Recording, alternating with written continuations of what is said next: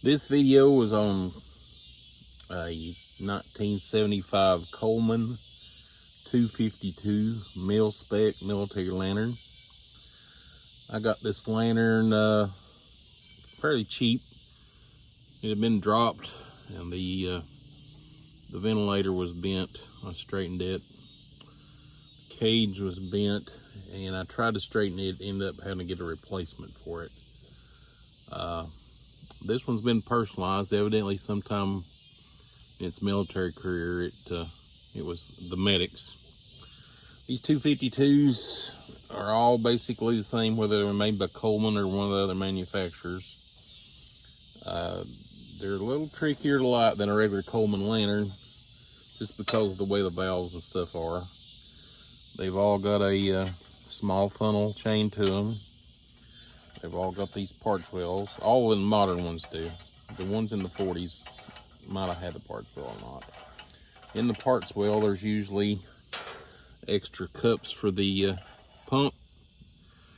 There's usually a wrench with a pricker tool for cleaning. There's usually some mantles. And it depends, but there can be several other things in there. And we're going to about lighten this. This is actually one of my favorites. It's in really nice shape as far as the paint and the decals and all that. To start these, you don't pump them up initially like you do a regular Coleman. You just turn your pump over. I usually give them 12 to 14 pumps. People say they're a low pressure lantern. It's not really true, but that just gets enough pressure in there to get started. And I take the ventilator off.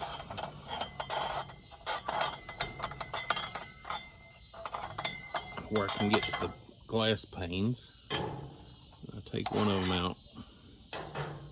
This is a generator on these. It's totally different from any other Coleman lantern. Most of these people, you can light them two different ways.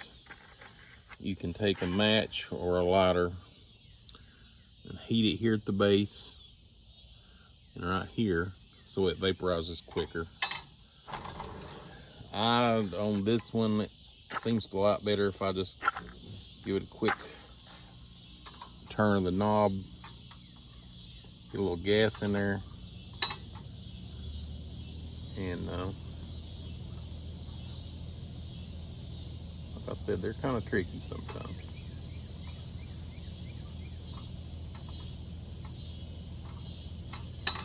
To heat it up to get some of the fuel flowing through it.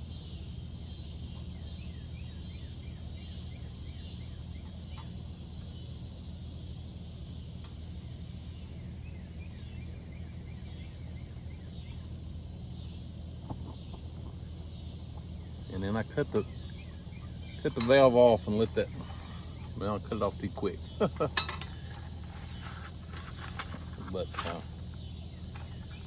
you gotta get that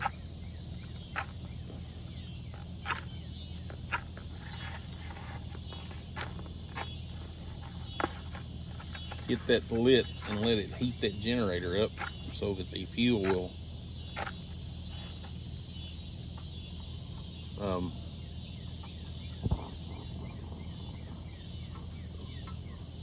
see, it flares up a little bit. Anyway, you got your fuel flowing through there. It's going to flare up some, but that's actually heating up the generator. I usually put the glass back in it. Screw the vent back down.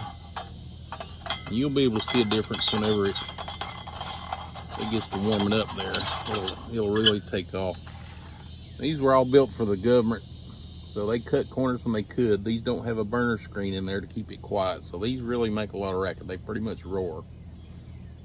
They're pumping when they're going. See, it's trying to heat up there. It'll take off here in just a second.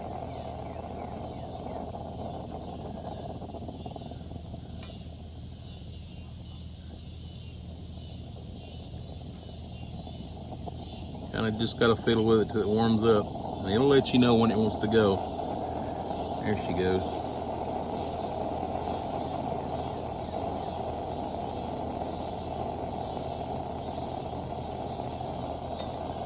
Once it gets started up there, I'll give it some more pressure.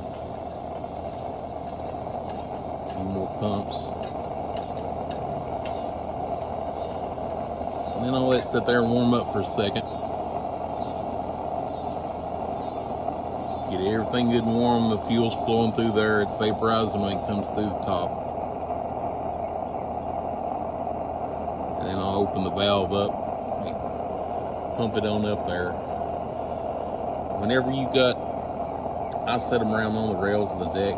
You got 4 or 5 of these going, it's all you can do to hear yourself think. When I first started tinkering with these, I hated them. I had a friend of mine's here for 3 weeks. I finally just sent it back to him, said, don't ever send that over here again. But I studied on them and learned the different quirks and how they go, and I actually enjoy tinkering with them now.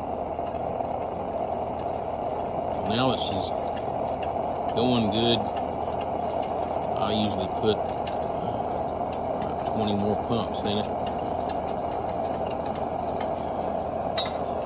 And it'll sit there and run for hours like that. These are designed, they will burn regular unleaded gas. I think I've been told they will burn kerosene. I don't know, I've never tried it. Coleman fuel. Military wanted them where they would burn whatever. Like I said, this is a 75, so this would have been a late Vietnam era lantern. I've got 60 some odd year models. I've got a couple of 40 something year old models. After they went to the standard Milspec, they're all basically the same. Some of the later manufacturers in the 70s weren't as good on the paint prep. You'll find those a lot with the paint off of them. But overall, they're easy to disassemble, and they're just a fun lantern to play with. Hope you enjoyed the video. If you guys got any suggestions, let me know.